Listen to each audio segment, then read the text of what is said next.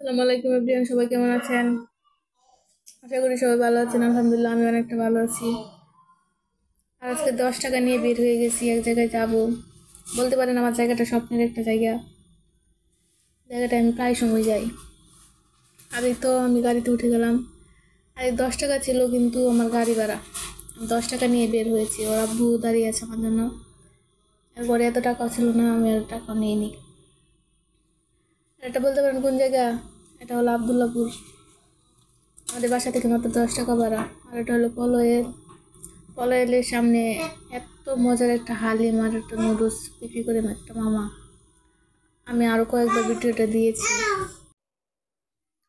এই তো এই সেই মামা, বিখ্যাত হালিম মামাটা।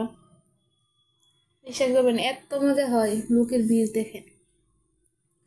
আর এদিকে অনেক আবদুল্লাপুরে দেখি ভালোই বাজারঘাট জমে। এদিকে দেখলাম তরমুজ। তরমুজ তো অনেকদিন ধরে নেয়। আবার কিছু কুকারিজ আইটেম দেখতেছিলাম, অনেকটা কম প্রাইজে ছিল।